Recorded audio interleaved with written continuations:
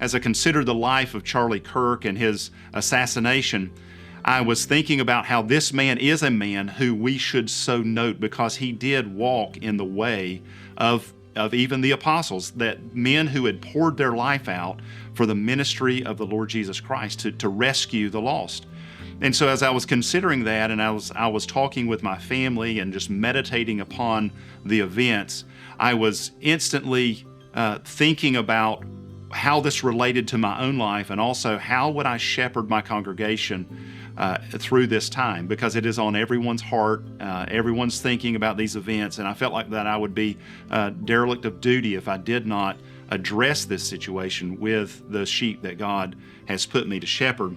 And so I had 8 questions that I asked them that I would also like to ask you today. And that is this. Number 1, what did Charlie experience immediately upon his death? What were his experiences? I can tell you it was not like our experience. His experience was glorious, and ours was heartbreaking. Number 2, what was it like for his wife and for his children? Seeing these things take place, seeing their beloved husband and father taken from them in a moment, what was going through their mind? What were they thinking about?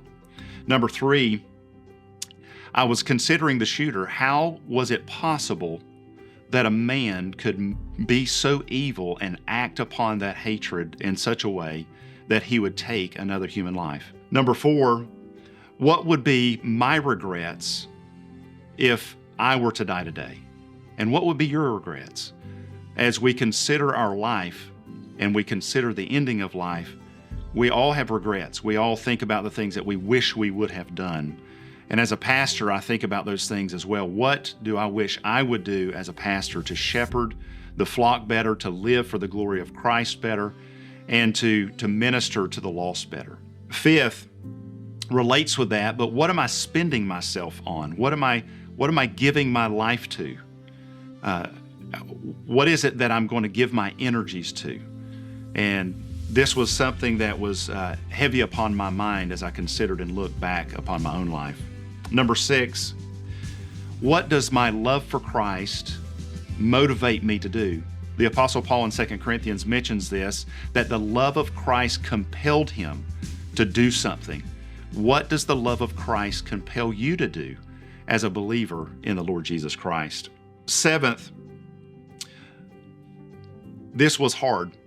Why did I not love the lost enough, or why do I not love the lost enough? Why does that not motivate me to the point where I'm willing to engage them? Because these are souls that are on their way to hell. And my love for Christ and my love for the lost should motivate me to engage them with the gospel. Why was I not loving them more? And then finally, and this question shouldn't be taken wrong, but what would I be remembered for? Not that I want to make a name for myself, but what is it that my life is going to be lived for? When I'm dead, will anyone know I'm gone? Will they know not my name, but will they know that I'm a man who loved the Lord Jesus Christ and loved the lost enough to engage them for the gospel? Are you going to live your life as the Apostle Paul, who lived his life to pour out his life as a drink offering, as Charlie Kirk, who was willing to lay down his life for the glory of Jesus Christ and for the sake of the gospel? How will you pour your life out for the Lord Jesus Christ?